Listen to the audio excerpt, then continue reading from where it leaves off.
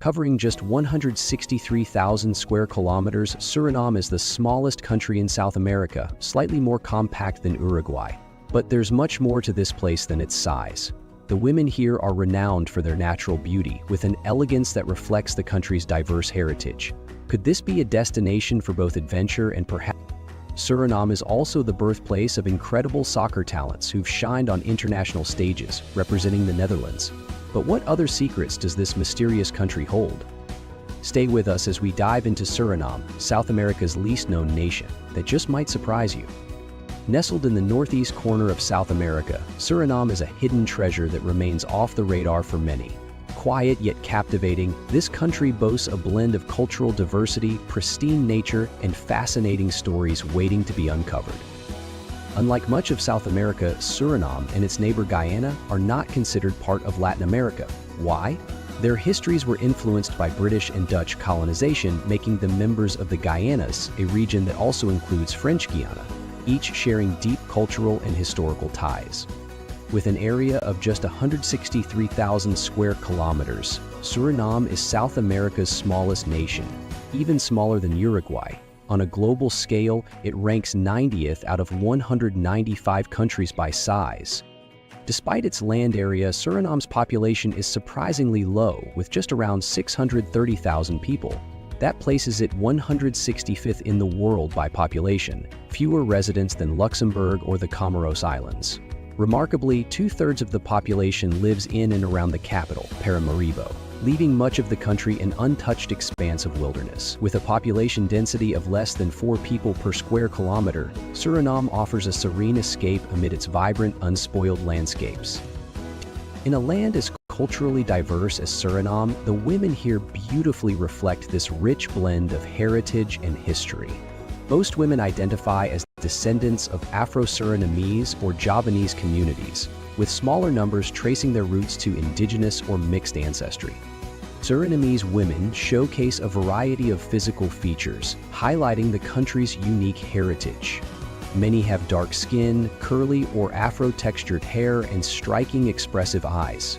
Their physiques are often naturally curvy, shaped by a blend of African, Javanese, and indigenous influences. Each community adds its own touch, creating a distinct beauty rarely found elsewhere in South America. But there's more to their charm than appearance. Surinamese women are renowned for their warmth and genuine hospitality. Their welcoming nature often leaves visitors feeling at ease, creating a sense of belonging in an unfamiliar land. Language plays a vital role in the daily lives of Surinamese women. Most are bilingual or multilingual, fluent in Dutch, English, Javanese, Surinamese Creole, and sometimes indigenous languages. This linguistic diversity, rooted in Suriname's history, fosters openness to people from different backgrounds, including foreign visitors. Interestingly, many Javanese women in Suriname take pride in their cultural identity, often prioritizing their heritage over religious affiliations like Hinduism. The Javanese community, one of the largest in Suriname, is a legacy of the Dutch colonial era, deeply intertwined with the nation's history.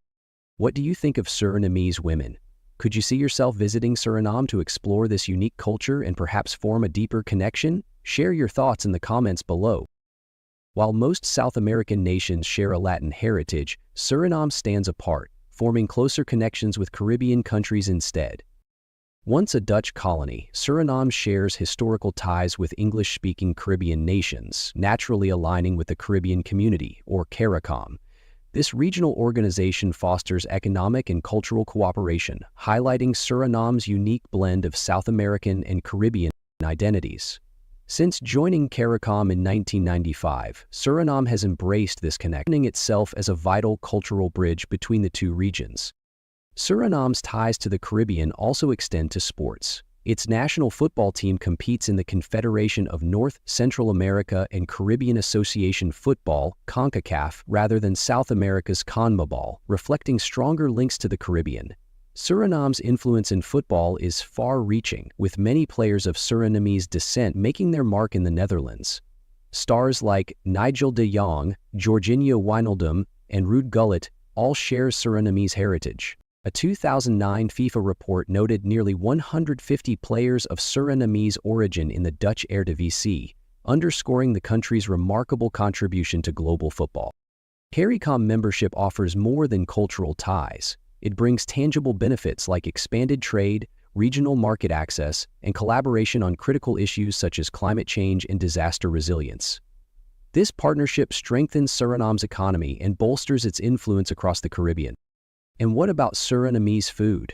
The rich aroma of fried rice and roti is just the beginning.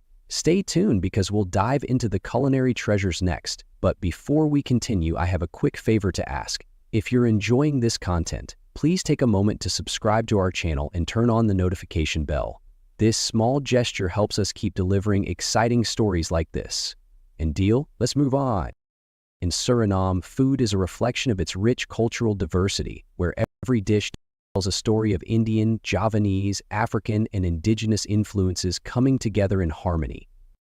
Surinamese cuisine is celebrated for its bold spices and fresh ingredients, creating meals that are both flavorful and comforting. A favorite staple is roti, an Indian flatbread made from chickpea flour served with savory curries. Breaking off a piece of roti to scoop up curried chicken or potatoes is an experience not to be missed.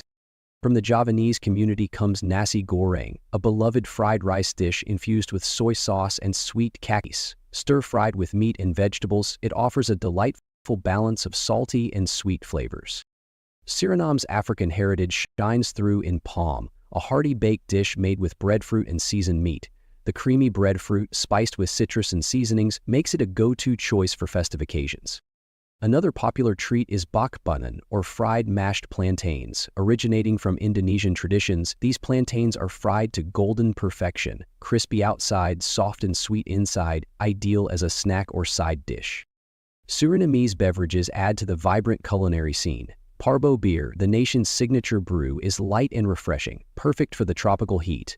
For those who prefer non-alcoholic options, freshly squeezed fruit juices like pineapple or orange offer a cool, rejuvenating escape. Key ingredients like rice, coconut, tamarind, chicken, and beef dominate the food culture, with curry powder and tamarind lending warmth and tangy sweetness to many dishes.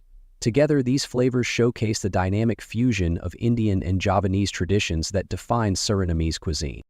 What would you try first? Roti, nasi goreng, or parbo beer? Let us know your choice in the comments below.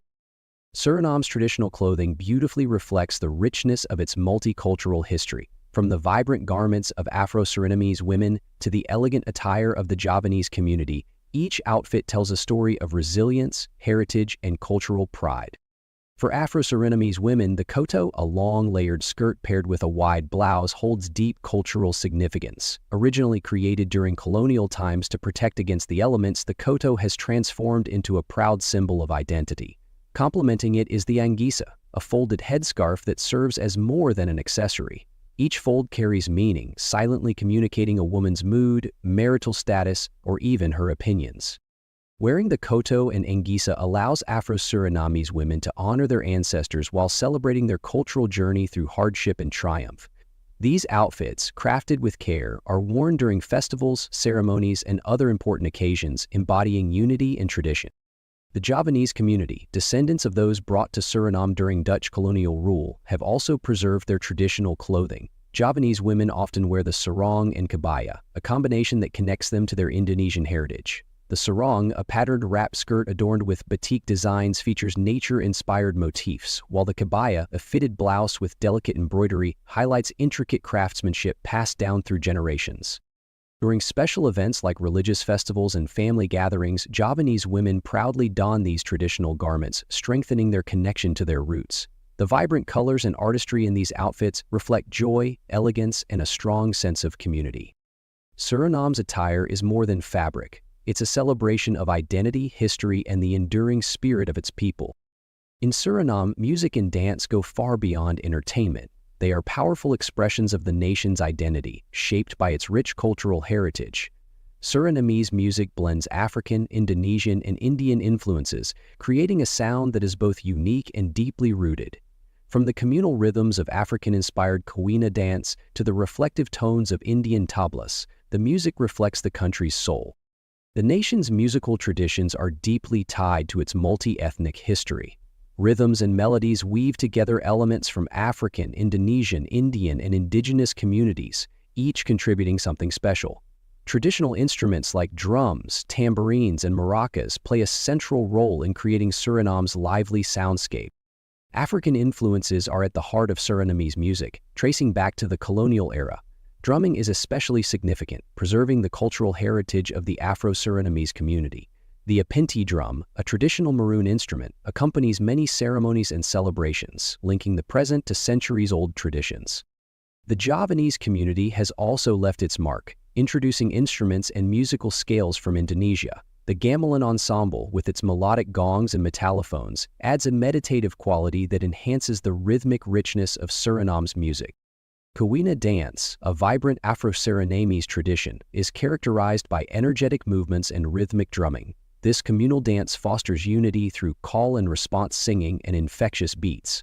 Historically, it celebrated significant events and strengthened bonds within the community, and it remains a highlight of cultural festivities today. Suriname's music continues to evolve, blending traditional sounds with modern genres like reggae, calypso, and soca. The result is a dynamic musical landscape that embodies the rhythm and diversity of life in this unique South American nation.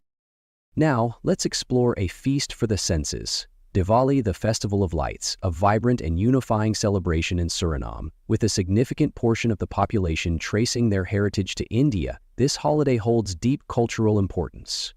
In a country rich with diverse ethnicities and traditions, Diwali stands out as a national event that brightens homes and unites communities. The roots of Diwali in Suriname are tied to the Indian community, whose ancestors arrived as indentured laborers during Dutch colonial rule in the 19th century. Despite being far from their homeland, these descendants have preserved their cultural traditions, and Diwali remains one of the most cherished. Diwali celebrates the triumph of light over darkness.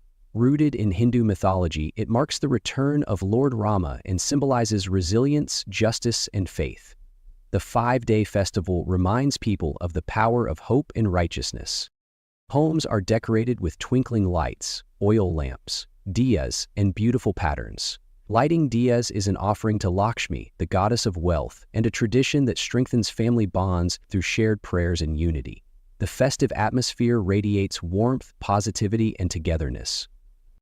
Food takes center stage during Diwali, with families preparing traditional Indian sweets like laddu, barfi, and gulab jamun. These treats are shared among neighbors and friends, spreading goodwill and joy. Exchanging sweets and gifts reflects Suriname's spirit of inclusivity and hospitality. While Diwali is primarily a Hindu festival, it is embraced by people of all backgrounds in Suriname, showcasing the country's cultural harmony. Public celebrations include vibrant processions, traditional music, dance performances, and dazzling displays of fireworks that light up the night sky, captivating young and old alike. This festival of light and joy captures the essence of Suriname's cultural unity, where traditions shine brightly and communities celebrate as one. In Suriname, architecture reflects the country's multicultural heritage, blending influences from different eras and communities. From colonial buildings in the capital to traditional wooden homes in rural areas, Suriname's architectural styles tell a story of diversity and resilience. The capital city, Paramaribo, is a shining example of this rich history. Declared a UNESCO World Heritage Site in 2002, it serves as a living archive of Suriname's past.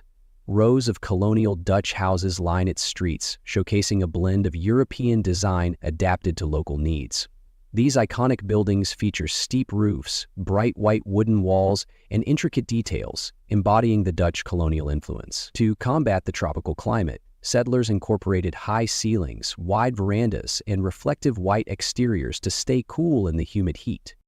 A standout landmark in Paramaribo is the St. Peter and Paul Cathedral, the largest wooden structure in the Western Hemisphere.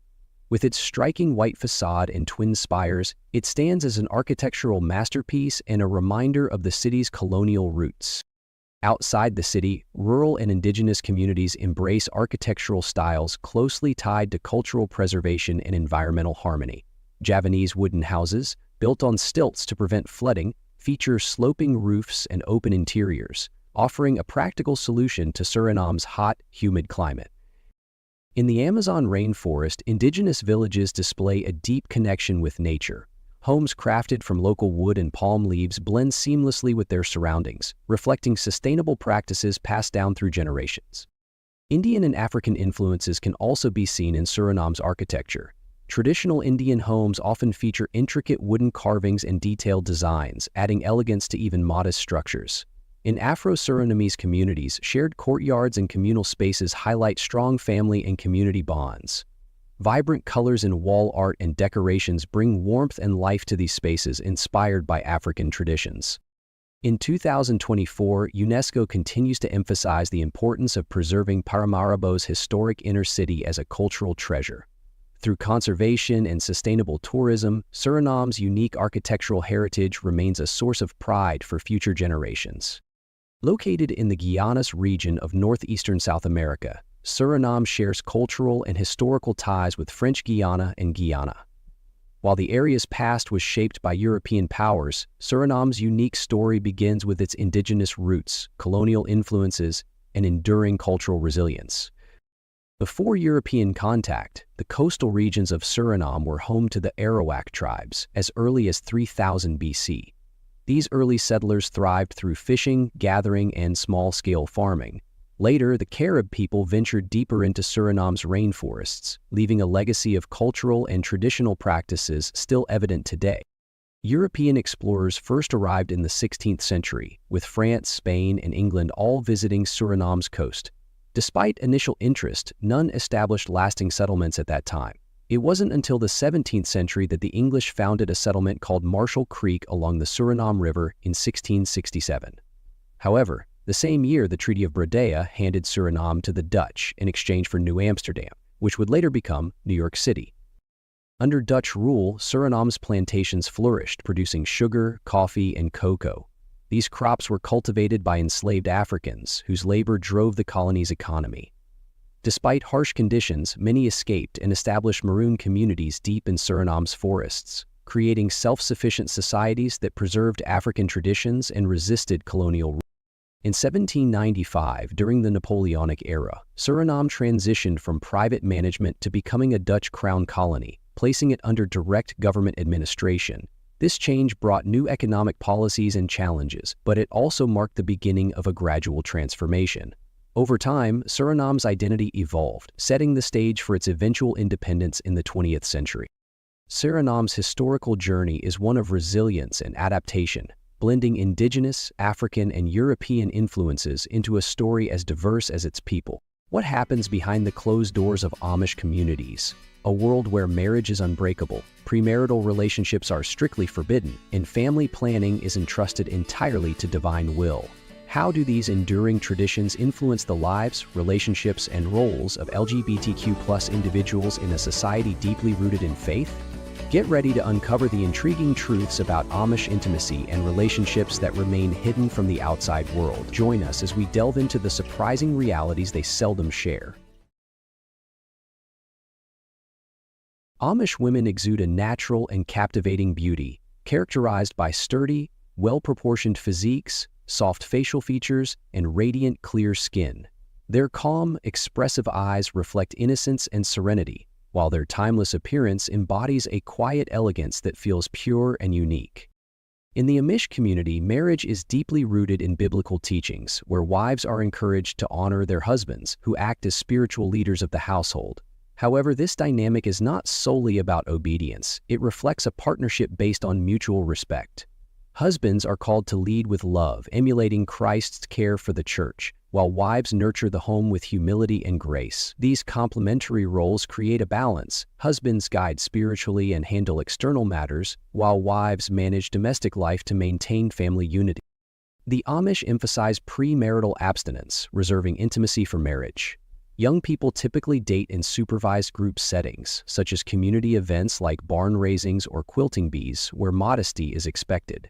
This approach allows them to build relationships grounded in shared values, focusing on friendship and commitment before marriage. Once married, Amish women commit for life, as divorce is strictly forbidden. Marriage is considered a sacred covenant before God, making separation unthinkable. The Amish believe that challenges within a union should be met with forgiveness, humility, and faith, relying on God and community for strength. Unlike mainstream culture, where divorce is often seen as a solution, the Amish view marriage as a lifelong partnership shaped by resilience and endurance. They approach conflicts with patience, seeing them as opportunities for growth. For the Amish, marriage transcends romantic love. It is a commitment to mutual service and family. Without the option of separation, couples cultivate enduring bonds, believing that true partnership is strengthened through both trials and blessings.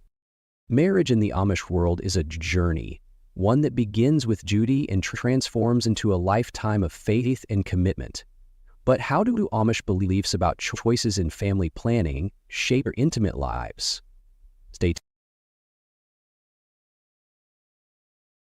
Amish women do not use birth control as they see children as precious blessings from God and trust entirely in divine will to determine the size of their families.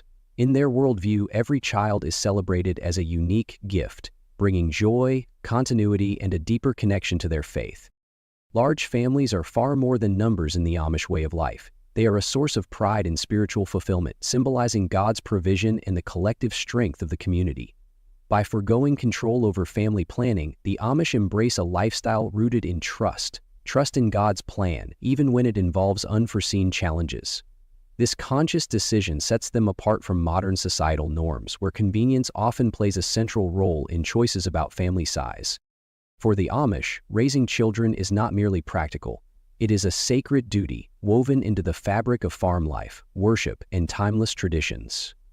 Every new life is welcomed as a beacon of hope and purpose, reaffirming their deeply held values. Through this unwavering commitment, the Amish cultivate families that reflect the simplicity, resilience, and faith that lie at the core of their enduring culture.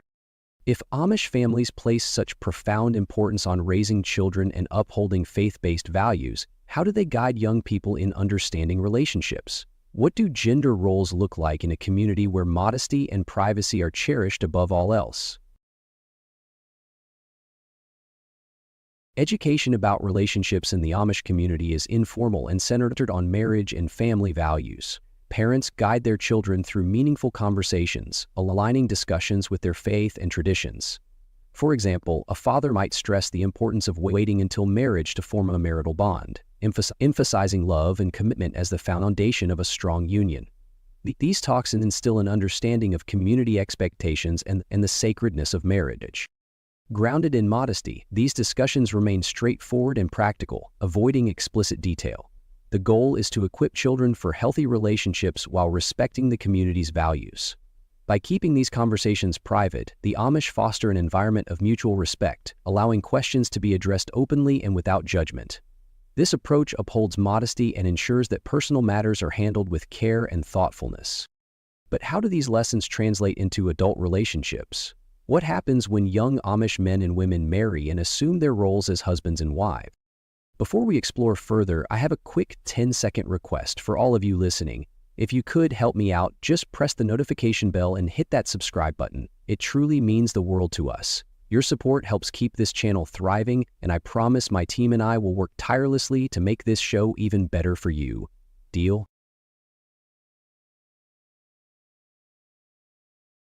In Amish culture, traditional gender roles are deeply rooted in religious teachings and the shared values of the community. Women dress modestly, often wearing simple clothing accompanied by head coverings that reflect their humility and dedication to their faith. Their primary responsibilities include managing the household and caring for the family. In contrast, men are tasked with handling financial matters and making major family decisions. Marriage is highly valued, with families often playing a role in choosing a partner, and divorce is almost unheard of, emphasizing the importance of lifelong commitment. These well-defined roles help sustain large families and strengthen community bonds. However, during Rumspringa, a period of exploration for Amish youth, some individuals may question these traditional expectations. Choosing a different path often requires leaving the tightly knit Amish society behind.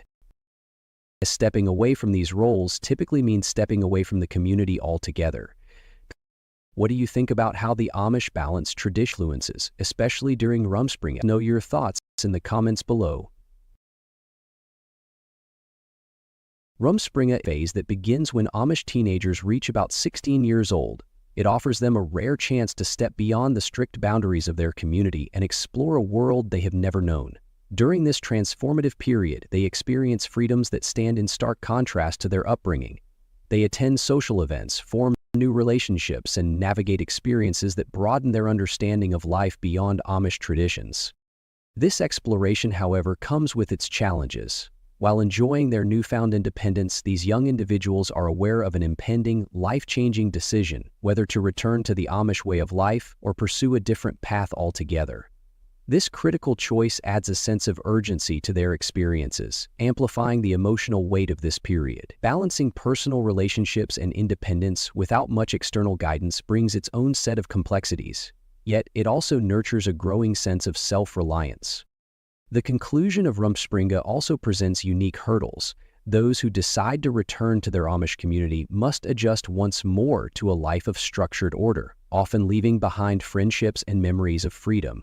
On the other hand, those who feel drawn to the outside world may continue exploring a society that is both thrilling and unfamiliar. Ultimately, Rumspringa is far more than a simple coming-of-age tradition. It is a pivotal time of self-discovery, filled with challenges and opportunities, that profoundly shapes the lives of Amish youth.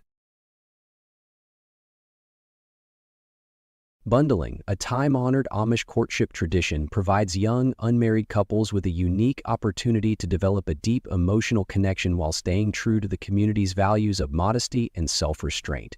This practice allows couples to discuss their shared beliefs, future goals, and faith, creating a strong foundation for their life together. However, the close physical proximity that bundling entails can bring challenges. Temptation may arise, and it is not always easy for couples to maintain the strict boundaries set by their community. Despite these hurdles, bundling is a reflection of the Amish commitment to preserving tradition while navigating the complexities of youthful love within the framework of their deeply held values. Amish marriages are built on unwavering faith in God's plan, forming unions designed to last a lifetime. But how do these relationships flourish in a community that deliberately avoids modern conveniences? For Amish women, this means forgoing personal use of phones, social media, and even basic appliances. This conscious choice keeps their lives centered on faith, family, and community, free from the distractions of the outside world. Without the influence of technology, their days are devoted to meaningful activities like raising children, managing households, and supporting their husbands.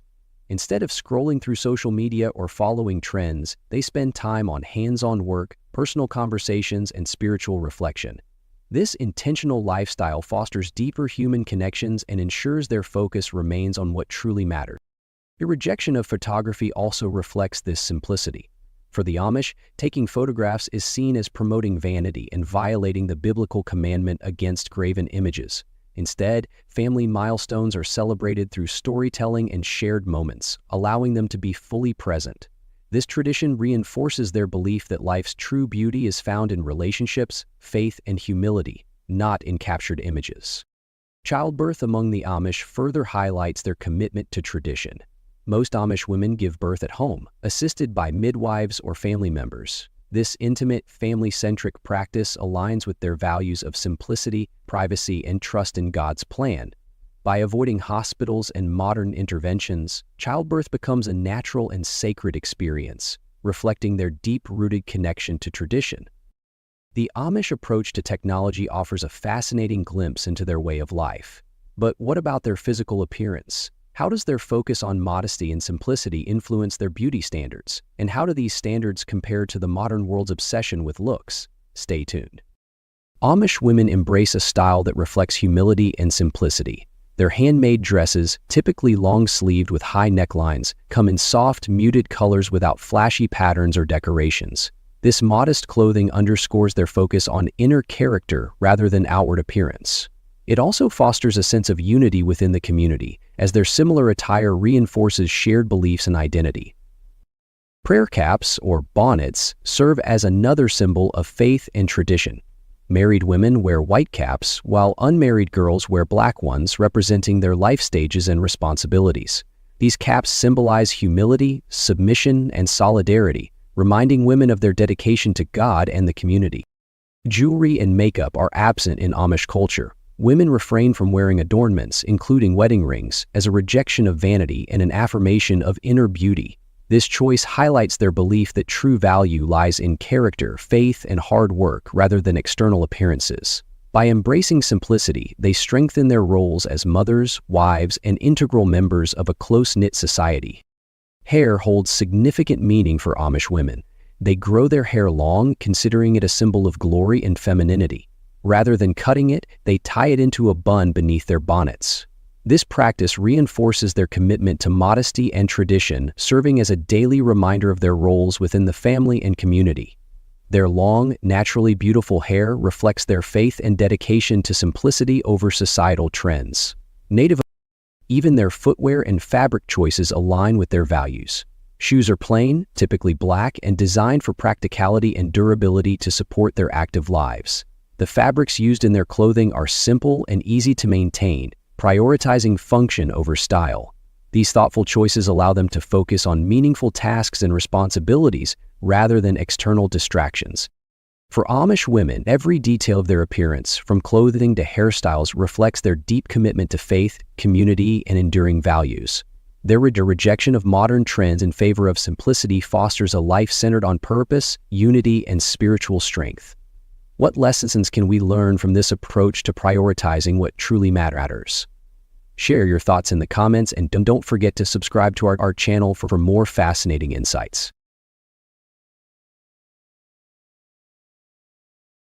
In Amish communities, LGBTQ+ individuals face a deep conflict between their personal identity and the strict cultural norms of their society.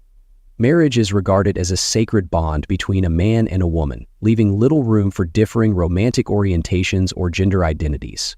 This creates significant challenges for those trying to reconcile their true selves with their community's deeply rooted expectations.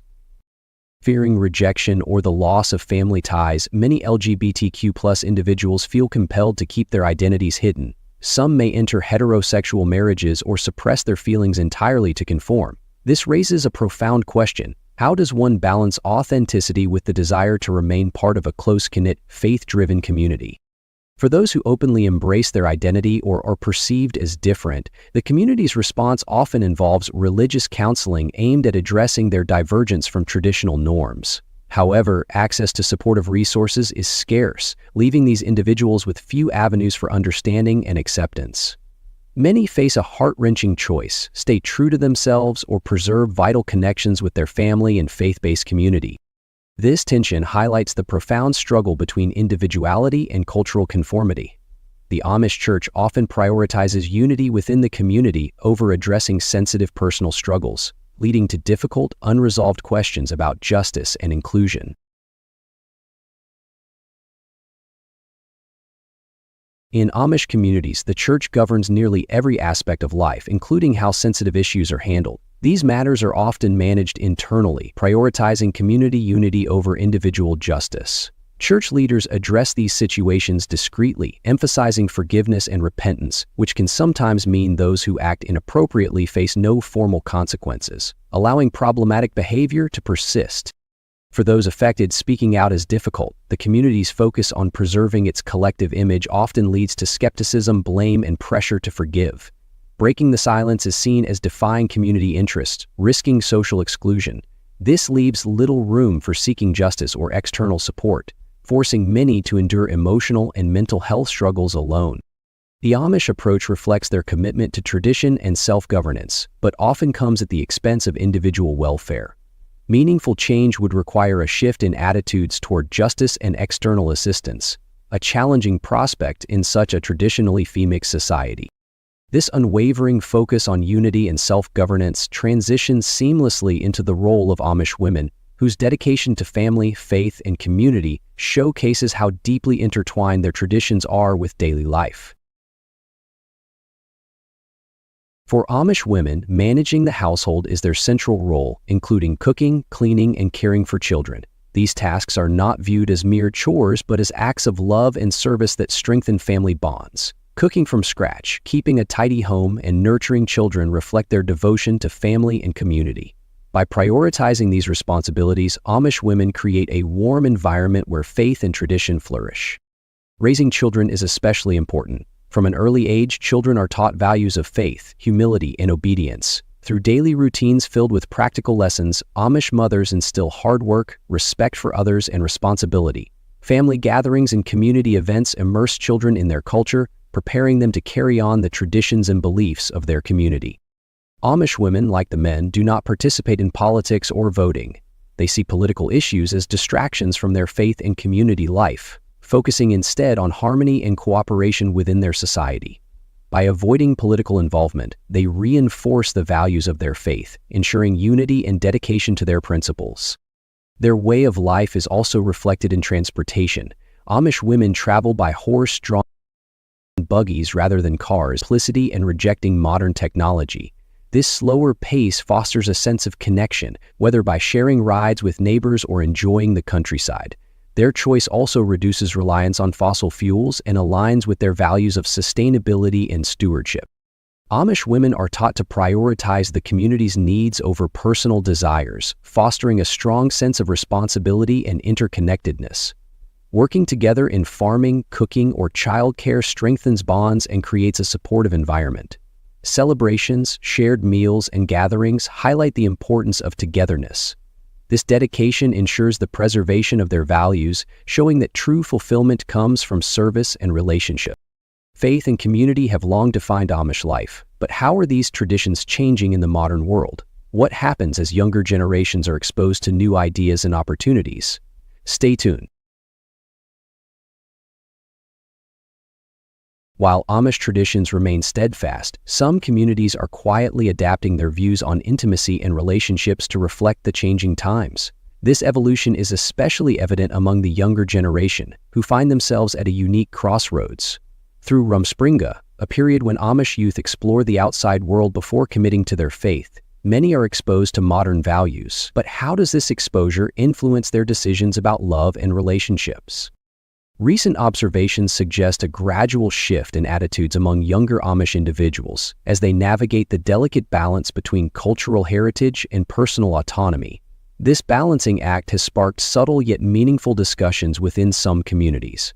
Younger Amish men and women are seeking ways to respect their traditions while embracing greater personal freedom. For example, some communities have grown more accepting of individuals who wish to delay marriage or choose partners who may not fit conventional expectations. These small but significant changes highlight a generation grappling with the tension between preserving their heritage and adapting to a world that continues to shape their lives. Which country stretches for over 4,300 kilometers but is so narrow it's often compared to a chili pepper? Chile, a land of endless wonders.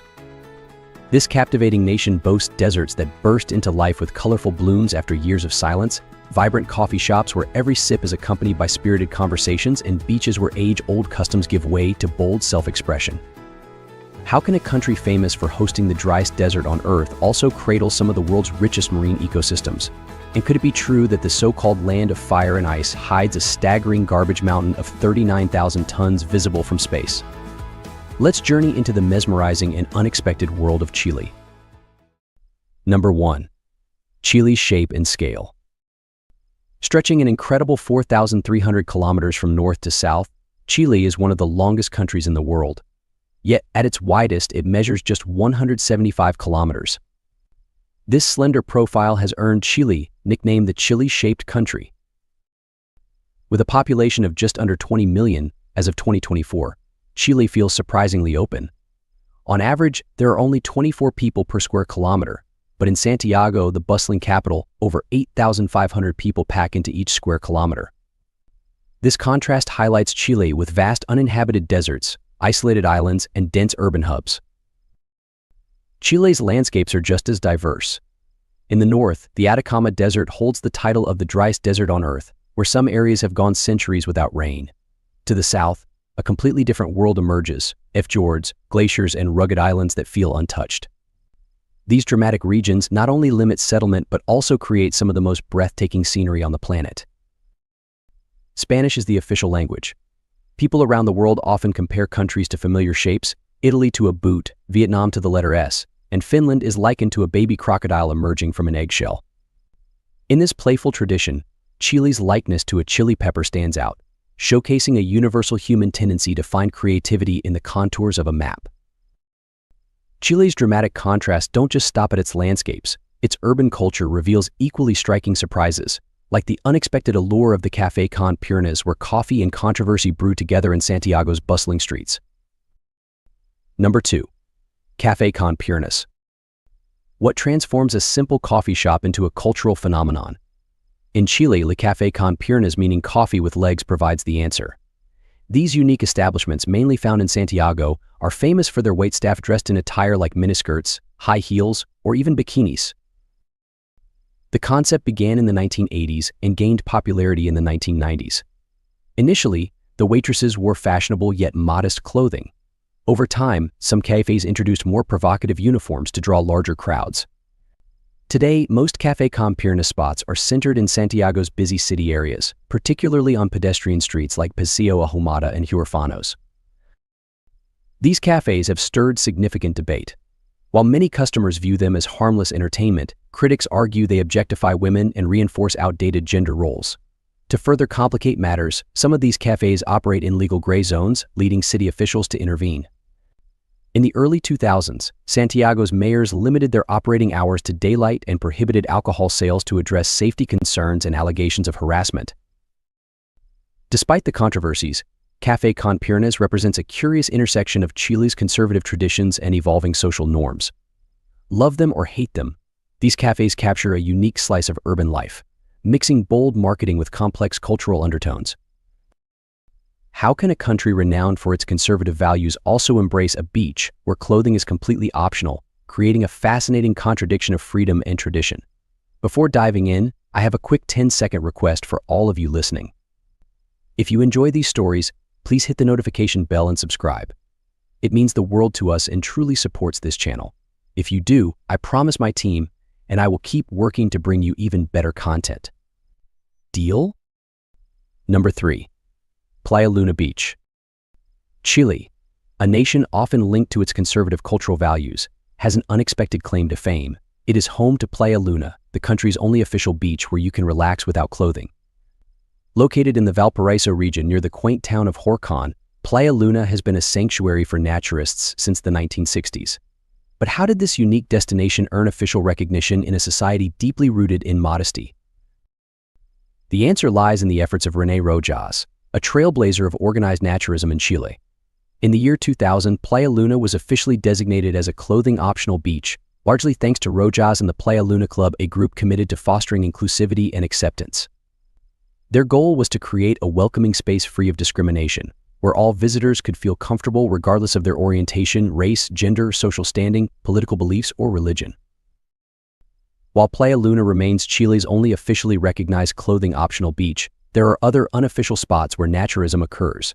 However, these places lack formal acknowledgement, and visitors should always respect local customs and regulations. Chile's laws surrounding public attire add another layer of complexity. Publicly exposing breasts is not classified as a criminal act, but Article 373 of the Penal Code allows for penalties if actions are deemed to offend modesty or good customs. Similarly, Article 495 outlines fines for those who violate regulations designed to preserve public order. This legal gray area has made designated spaces like Playa Luna vital for naturists seeking a safe and judgment-free environment. Do you think Playa Luna's official status signals a shift in Chile's societal values? Or is it merely an exception to the country's otherwise conservative culture? Share your thoughts in the comments below. Number 4. Yellow underwear tradition. Have you ever wondered how simple items can become symbols of luck and prosperity? In Chile, New Year's celebrations include the fascinating tradition of gifting and wearing yellow underwear. Yellow, associated with the sun, is believed to attract good fortune and financial success. As midnight nears, lingerie stores in cities like Santiago are packed with shoppers searching for yellow underwear in all sizes for both men and women. Chile isn't alone in this vibrant tradition. In Mexico, Peru, and Ecuador, yellow underwear is tied to wealth, while red signifies love. Meanwhile, in Uruguay, Argentina, and Brazil, pink is the color of choice, symbolizing harmony and peace. But there's more to Chile's New Year customs than colorful undergarments. Many Chileans eat 12 grapes at midnight, one for each month of the year, to invite prosperity. Others take a stroll with an empty suitcase, a quirky ritual believed to ensure a year filled with travel adventures. These unique practices highlight the importance Chileans place on positivity and starting the new year with hope and ambition. Number 5. Atacama Desert. Chile's Atacama Desert is the driest place on Earth, with some regions receiving less than 1/10 of a millimeter of rain each year. The Antofagasta Plain within the desert holds the record for the highest solar radiation on Earth, surpassing 2,177 watts per square meter. This extreme sunlight has turned the Atacama into a crucial research site for scientists exploring life in harsh conditions. Microorganisms here thrive, despite intense ultraviolet radiation and a lack of water, surviving by feeding on chemical compounds. But the Atacama isn't just a scientific wonder. Its vast salt flats are home to some of the largest flamingo colonies in the world, creating a breathtaking contrast against the barren landscape. In the heart of this desolation rises the Mano del Desierto, or Hand of the Desert, a striking sculpture by Chilean artist Mario Irrazabal. This haunting monument, which emerges from the sands, honors victims of human rights violations and adds a profound human dimension to the stark terrain. The Atacama also hides one of nature's rarest and most spectacular events, the Desierto Florido, or desert in bloom every few years. When rain finally graces the desert, dormant seeds awaken, turning the arid plains into a vibrant sea of flowers. Among the 200 species that bloom is the enchanting ananuka, a purple and yellow flower uniquely adapted to this unforgiving environment. These seeds can remain dormant for decades, patiently waiting for the rare rains that bring this phenomenon to life. From the scorching aridity of the Atacama Desert to the quiet reverence of Talca's cemetery celebrations, how does Chile manage to balance such extremes of nature and tradition in ways that continue to captivate the world? Stay tuned. Number 6. New Year's Graveyard Celebrations. In Talca, Chile, New Year's Eve is marked by a deeply unique and heartfelt tradition. Instead of fireworks and parties, families gather in cemeteries to honor their departed loved ones. This extraordinary custom began in the mid-1990s when a grieving family chose to spend New Year's Eve at a father's gravesite. Their touching act resonated so profoundly that the city's mayor opened cemetery gates every December 31st, to a cherished ritual. As midnight nears, families arrive with food, drinks, candles, and portable fires. Graves are adorned with flowers, lights, and mementos, transforming the cemetery into a space of warmth and remembrance. Families share meals, recount stories, and engage in quiet reflection. This tradition serves as a way to bring peace to the souls of ancestors while inviting blessings for the coming year. Unlike the lively New Year's festivities seen in Talca's cemetery, gatherings are serene and introspective. Participants often find comfort in this practice, maintaining a spiritual connection with their loved ones while fostering closure and hope. This tradition reflects the broader Latin American practice of honoring the dead but stands out in its focus on welcoming the future while staying deeply connected to the past.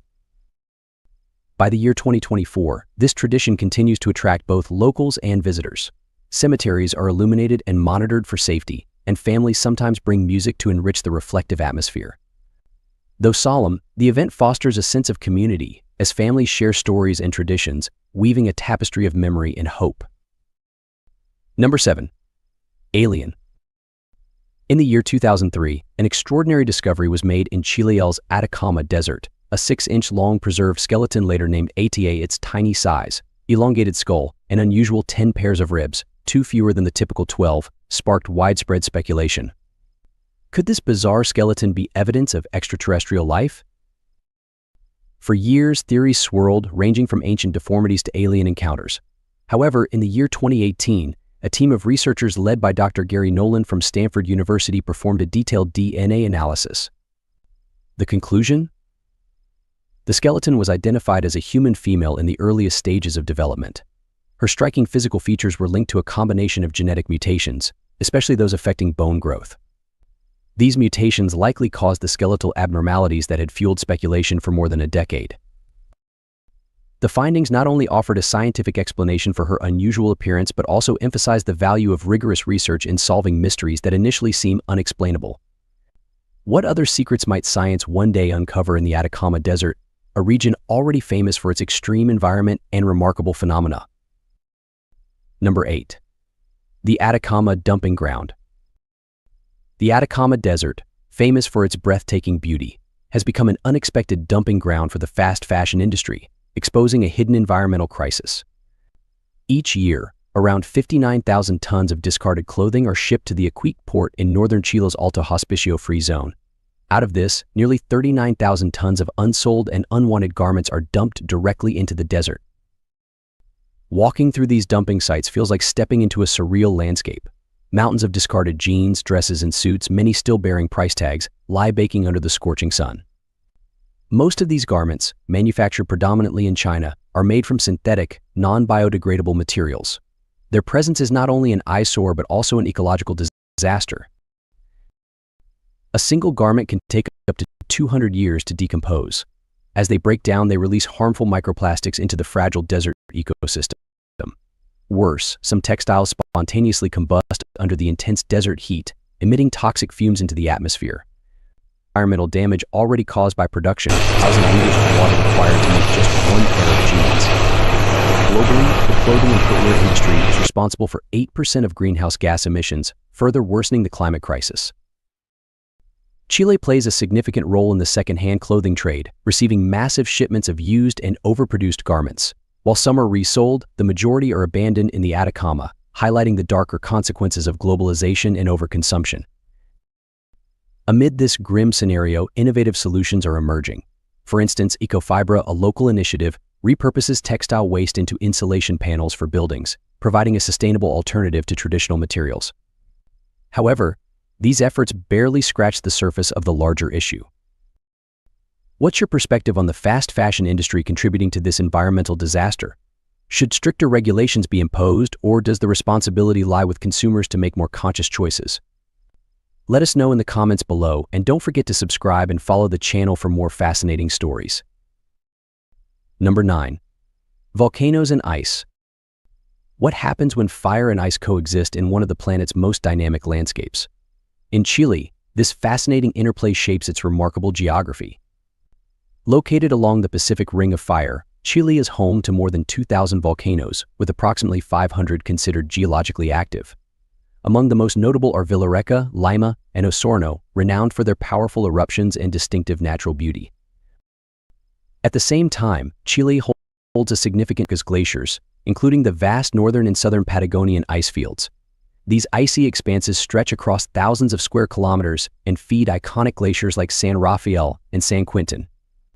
Even more striking, some active volcanoes, such as Villarrica, are topped with glaciers.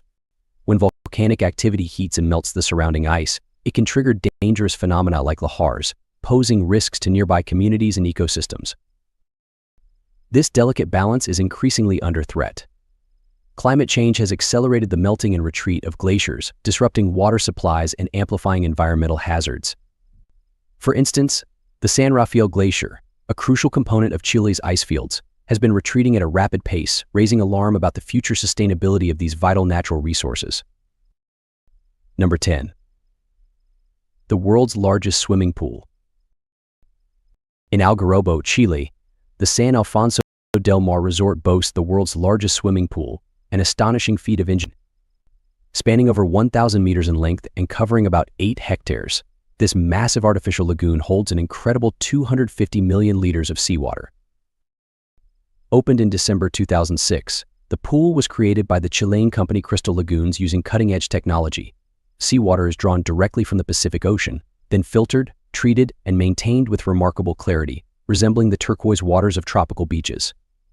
With a maximum depth of 3.5 meters, the pool accommodates activities such as swimming, sailing, and kayaking, all within a controlled environment. The scale of San Alfonso del Mar came with a hefty price tag. Early estimates placed the cost of its advanced filtration system at around $3.5 million. Later evaluations suggest the total construction costs range between $1.5 billion and $2 billion, with annual maintenance expenses nearing $4 million. Despite these costs, the pool has become a top destination for tourists seeking a one-of-a-kind, luxurious experience. Would you take a swim in the world's largest pool? Share your thoughts in the comments, and stay tuned for more incredible attractions Chile has to offer. Number 11. Easter Island. Easter Island, known as Rapa Nui, is one of the most remote inhabited islands on Earth, located over 2,000 miles west of mainland Chile in the southeastern Pacific Ocean. Famous for its nearly 900 monumental moai statues, this volcanic island continues to fascinate archaeologists and travelers alike. These colossal figures, some standing over 30 feet tall and weighing up to 82 tons, were carved by the Rapa Nui people between the 14th and 17th centuries. Far more than just sculptures, The Moai hold deep spiritual significance in Rapa Nui culture. With their elongated faces and watchful gazes, they are believed to represent ancestral leaders who, in death, protected and blessed their descendants. Positioned to face the villages, the Moai served as a link between the physical and spiritual worlds. The immense effort to carve, transport, and erect these statues reflects the Rapa Nui people's ingenuity and remarkable sense of community. Today, the Moai face significant challenges due to climate change. Rising sea levels and increasingly severe storms are accelerating coastal erosion, threatening many statues, particularly those near the shoreline. Preservation efforts are ongoing but face difficulties due to limited resources and the island's remote location. In the year 2024, Norway's Kon-Tiki Museum returned artifacts and human remains taken from the island during the 1950s. This repatriation marked a significant step in the global effort to return indigenous artifacts, honoring the Rapa Nui people's enduring connection to their cultural heritage and the iconic Moai. Number 12. Zombie Walk Festival. What would you do if you found yourself surrounded by zombies, aliens, and creatures from alternate dimensions? In Santiago, Chile, this isn't a horror movie, it's the annual Zombie Walk Festival. Held every October, this event transforms the city's streets into a vibrant celebration of creativity and entertainment. The 2024 edition, held on Sunday, October 20th, began at noon in Plaza Italia and marched along Alameda to Parque Almagro, concluding with music and festivities. This year's theme, Mundos Paralelos or Parallel Worlds, elevated the festival to new heights. Participants were invited to dress as beings from alternate realities, with organizers envisioning a grand portal at Plaza Italia, where creatures from other dimensions could step into our world. The result was a stunning display of costumes and makeup, showcasing everything from zombies to fantastical creations. Highlights of the festival included live performances by bands like Keiko Yoma, Distortion Nocturna, and Voodoo Zombie, who performed atop the Camion del Terror or Truck of Terror, as it rolled along with the procession. There were also costume contests, including one inspired by the classic film Beetlejuice, offering cash prizes for the most extraordinary participants. What makes this festival truly special? It's not just the incredible costumes or performances. The Zombie Walk Festival has grown into a major cultural event in Chile, drawing thousands of participants and spectators each year. It's a celebration of imagination and community, bringing people together in a way that's both fun and unforgettable. Would you join the march next year? From the eerie streets of the Zombie Walk Festival to the vibrant celebrations of Fondas during Fiestas Patrias, Chile seamlessly blends the surreal and the traditional, showcasing a cultural identity that is as unique as it is captivating. Number 13. Fonda parties. In Chile, fondas are temporary establishments that spring to life every September during Fiestas Patrias, the national celebrations honoring the country's independence, also known as ramadas or chinganas.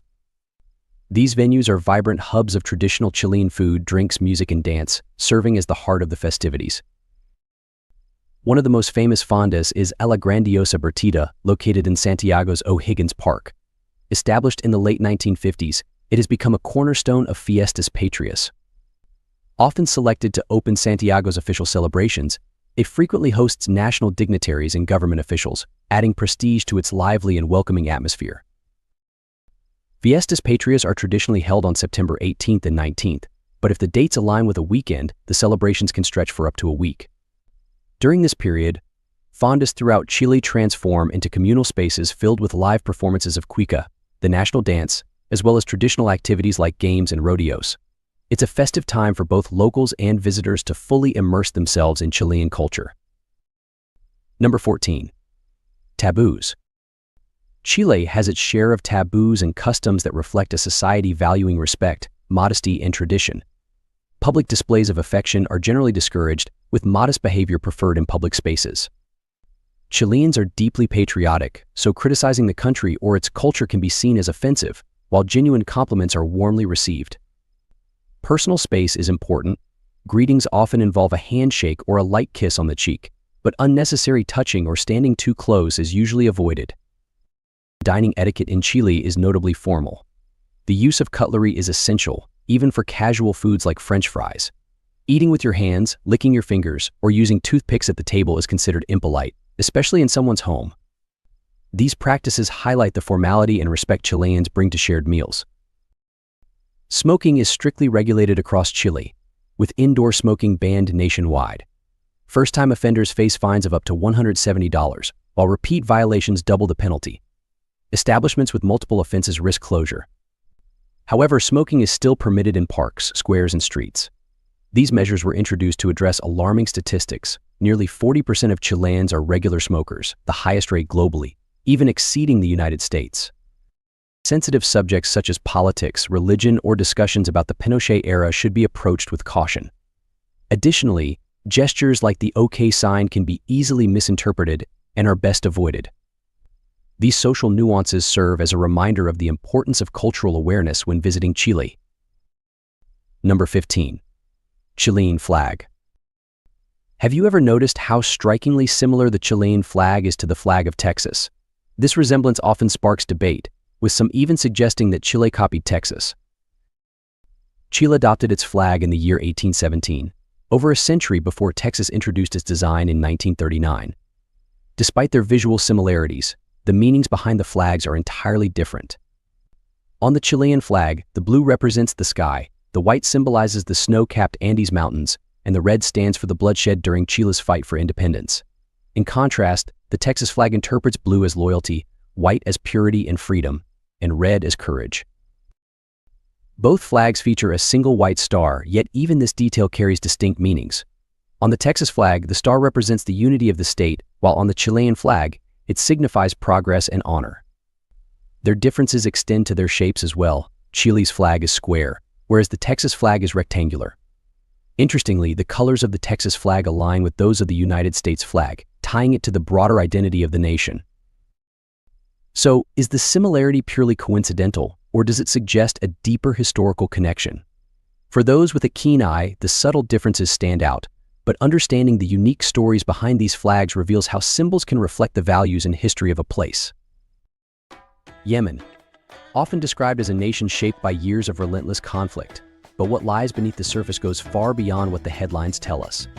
There is a deeper, more enigmatic side to everyday life here, one that remains shrouded in mystery and seldom explored. Join us as we journey into the hidden layers of this fascinating country, unraveling the intricate realities that define its people, culture, and way of life. Number 13. A nation divided by faith and conflict. Yemen is a predominantly Muslim nation divided between Sunni and Shiite communities. Sunnis account for slightly more than half of the population, while Shiites make up nearly the other half. Yet the divisions here extend far beyond matters of religion. The rift between these groups is deeply rooted in history, influenced by regional powers, and has only intensified during Yemen's prolonged civil conflict. Saudi Arabia supports Yemen's Sunni-led government, while Iran backs the Shiite Houthi rebels. Though Islam dominates Yemen's religious identity, smaller groups persist, such as the Ismailis, Imamites, and even a small community of Jews. These Jewish families, for safety, publicly adopted Islam while secretly continuing their Jewish traditions. This division isn't just a theoretical issue, it profoundly affects the daily lives of the Yemeni people. Religion is woven into Yemen's identity, shaping its culture and customs. But beyond faith, how do traditional values influence the rhythm of everyday life? Number 12. Patriarchal structures and conservative culture. Yemen is a country rich in cultural heritage, but traditional societal structures can create significant challenges for women and children. Deeply rooted customs and interpretations of religious teachings often limit social freedoms and restrict economic opportunities for many. In much of Yemen, men typically serve as the primary breadwinners, trading goods in bustling local markets, while women focus on running households and raising families. On average, women care for 5 to 7 children and face significant obstacles when it comes to accessing education or pursuing employment. The ongoing conflict has disrupted schools across the country, making education especially hard to access for girls. Family expectations often reinforce male authority, with fathers, husbands, and brothers holding significant influence within the household. In some cases, issues like domestic disputes are seen as private matters, and a lack of clear legal protections leaves many without recourse or support. What stood out to you most about Yemen's current situation? Do you think education could unlock new possibilities and transform social and economic dynamics in the country? Let me know your thoughts in the comments below. But what happens when these deeply ingrained societal norms collide with the challenges of gender inequality? Number 11. Issues of gender inequality.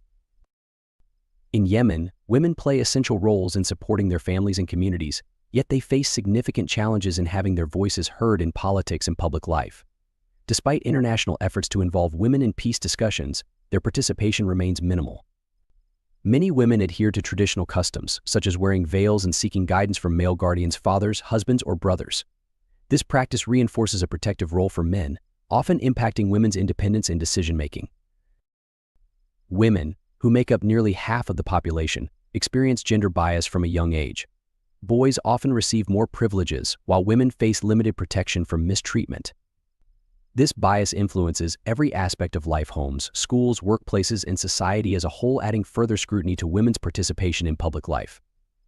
However, private gatherings provide opportunities for women to connect and celebrate away from societal pressures, though these spaces are often inaccessible to outsiders due to cultural norms. Social life in Yemen is largely gender segregated. Family events and celebrations are typically divided by gender, and women are often accompanied by a male guardian, or mahram for security. While some view this tradition as restrictive, others see it as a necessary measure in a society where safety concerns are widespread. Yemen's ranking in the year 2024 Global Gender Gap Report highlights the persistence of inequality. Female literacy stands at 35% compared to 75% for men, limiting women's economic opportunities. These challenges are especially pronounced in rural areas, where men participate in market activities while women manage household responsibilities.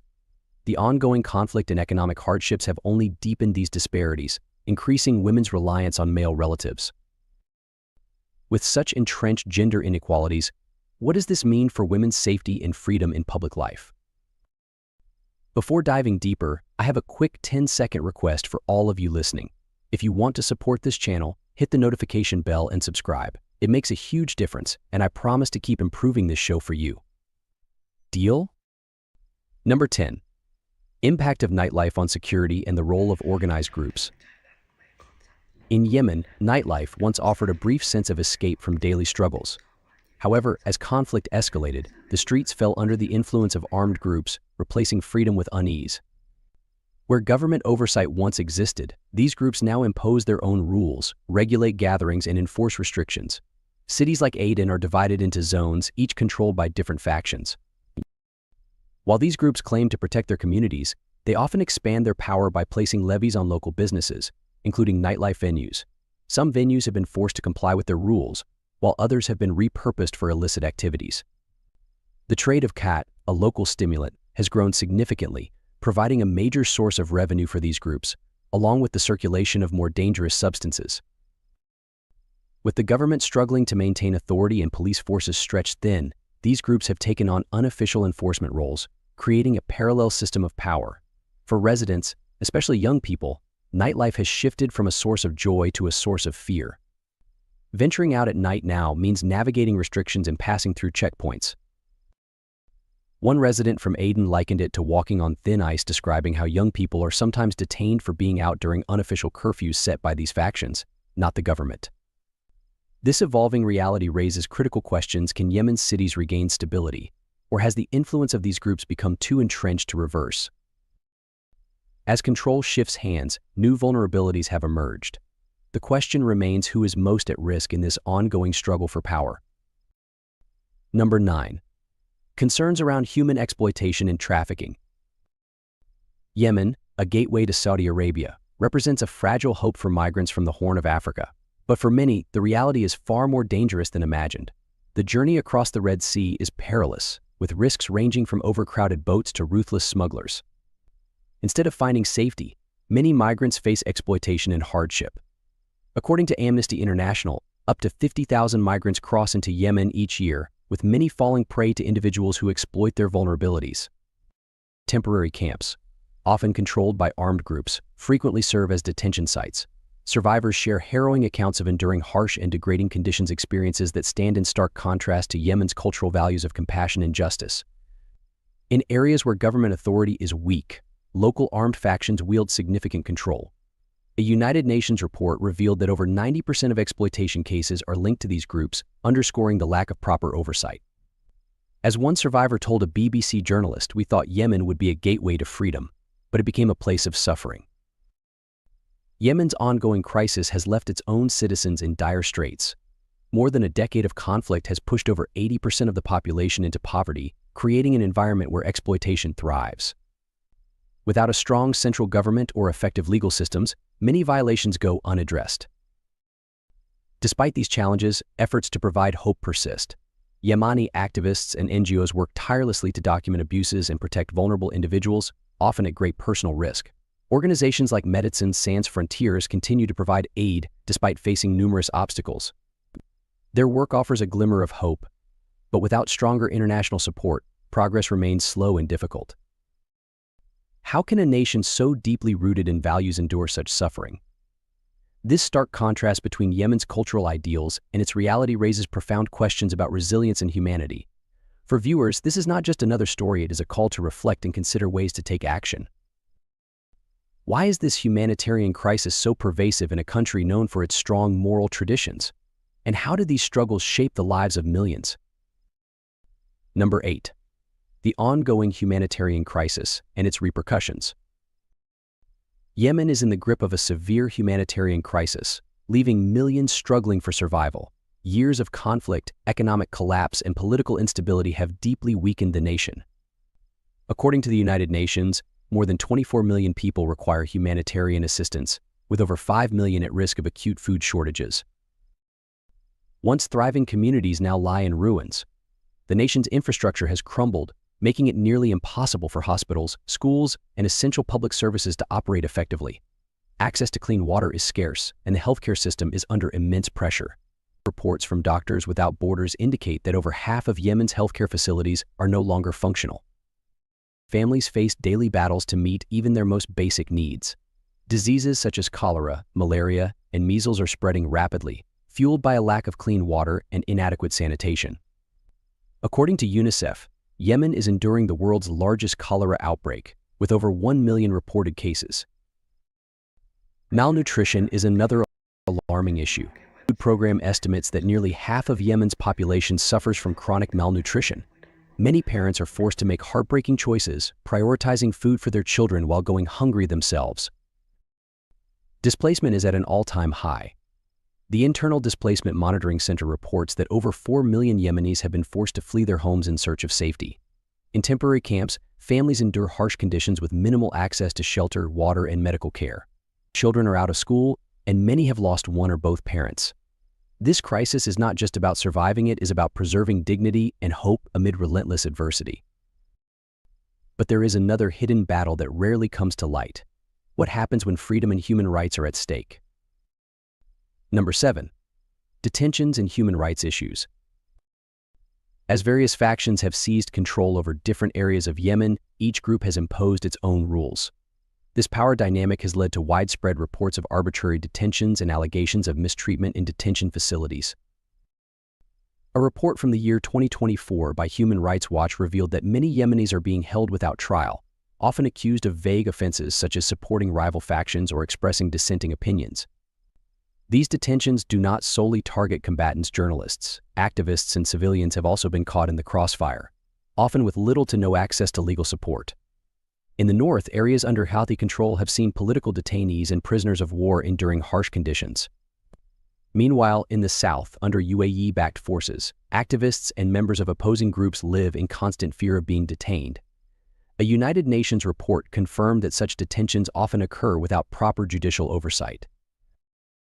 Amnesty International's year 2024 findings shed light on the continuation of these issues, which affect not only political prisoners but also marginalized communities. This climate of fear has become a defining feature of Yemeni society. Journalists are particularly at risk, with over 30 detained since the conflict began, often accused of espionage or held in undisclosed locations. The Committee to Protect Journalists highlights how these risks have made it increasingly difficult for independent voices to report on the ground realities. Yemen's fractured legal system further complicates matters. Each faction enforces its own rules, often ignoring national laws and international standards. The nation's Human Rights Council's year 2024 inquiry revealed that many detainees remain in custody without charges, while efforts to secure their release face significant obstacles. These ongoing detentions raise serious human rights concerns. But beyond these challenges, Yemen faces another growing crisis: its collapsing economy. The question is, can the country find a path to recovery? Number 6. Economic challenges and increased poverty. Yemen, once celebrated for its thriving trade and prosperity, is now grappling with a severe economic crisis brought on by years of conflict, political instability, and governance challenges.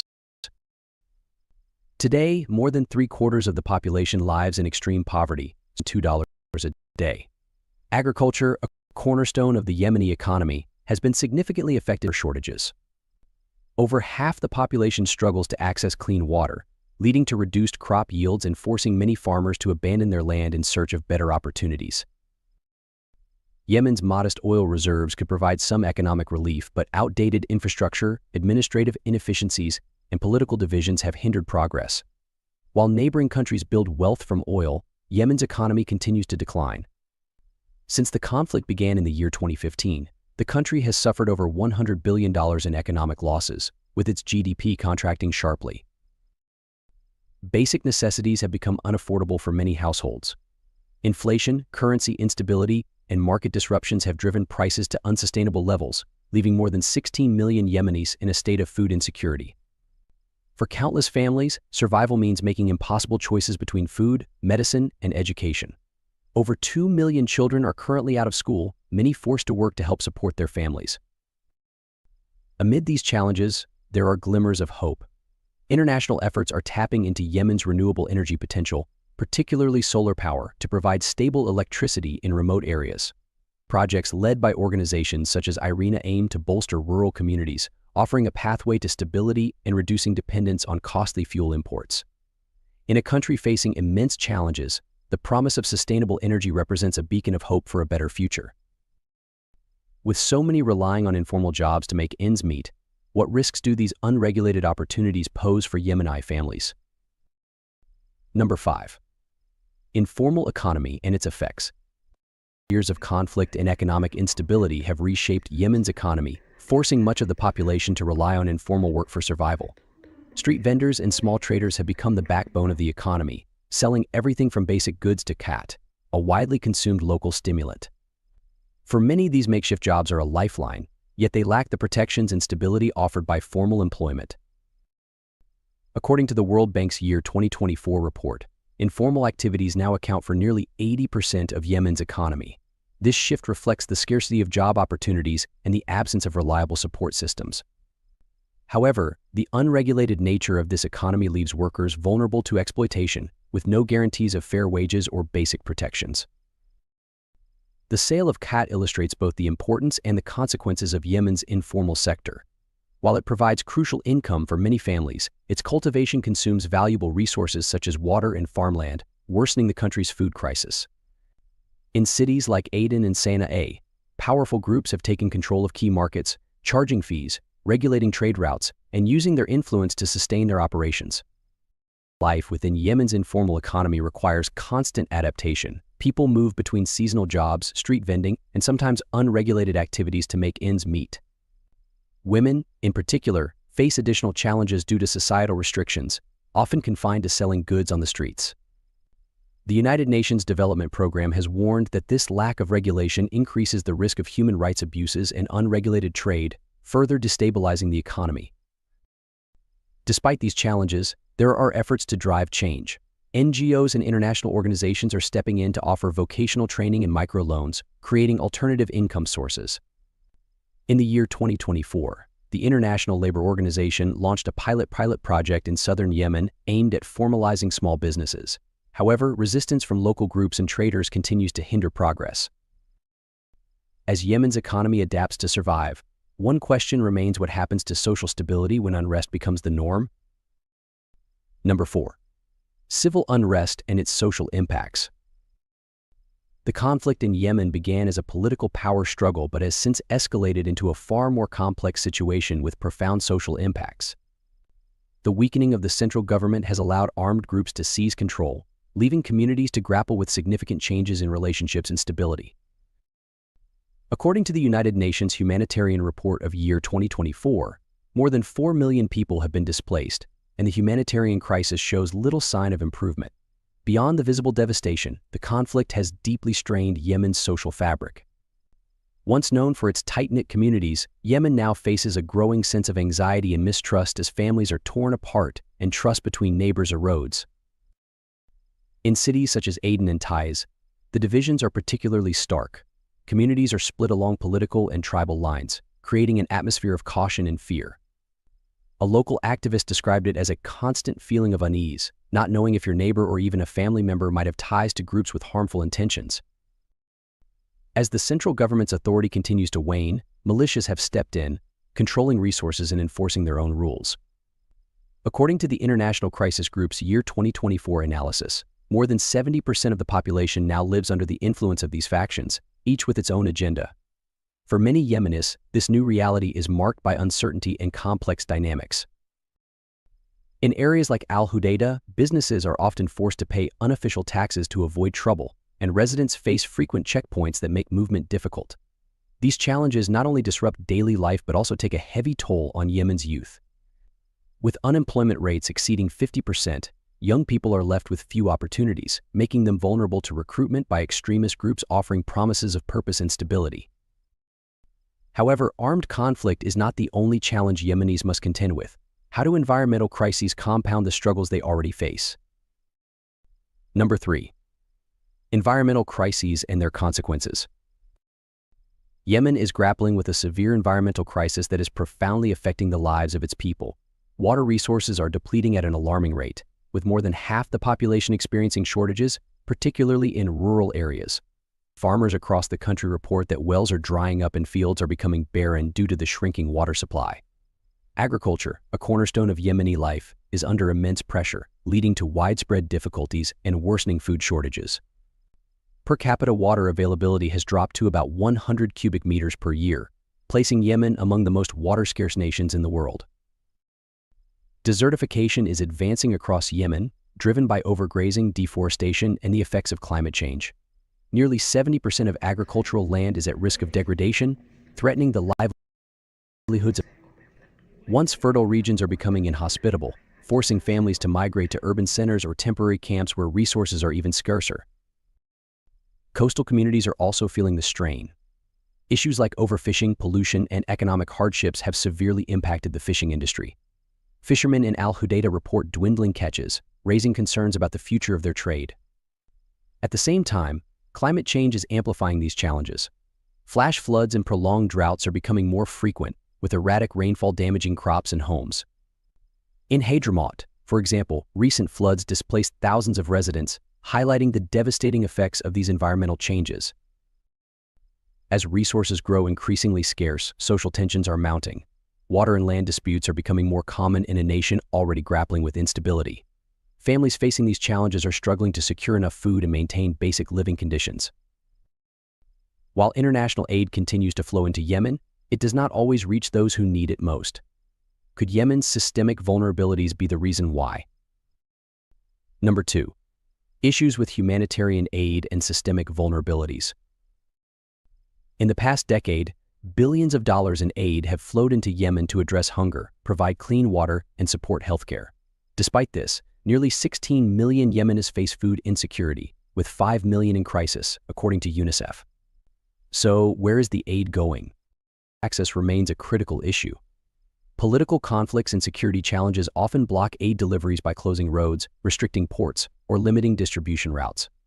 Reports indicate that some local authorities or groups may redirect supplies, complicating efforts to help those in need.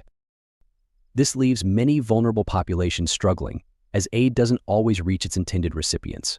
Additionally, mismanagement has been reported. A year 2024 Yemen Data Project investigation found nearly 1/5 of essential aid may have been diverted or misused. One mother in Sana'a shared her struggle with humanitarian workers, explaining how difficult it was to get aid for her family. Logistical difficulties further complicate the situation.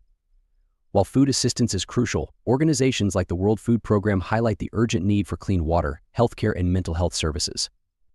In rural areas, water purification remains a pressing issue, yet food supplies often receive greater focus. Funding shortages are another significant hurdle. In 2024, the World Food Program reduced rations for 8 million people in Yemen due to insufficient funds, even as food prices rose. A father in Aden described this as living on borrowed time.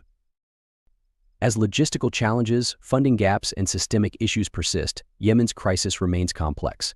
Can the global community find ways to ensure aid reaches those who need it most? Even with these vast challenges, Yemen faces another deeply rooted issue in its traditional norms and practices. How can the country address the growing problem of family conflicts? Number 1. Domestic violence and efforts to address it. In Yemen, family conflict is a persistent challenge rooted in traditional norms that often frame it as a private matter. Long-standing beliefs about male authority can contribute to control within households.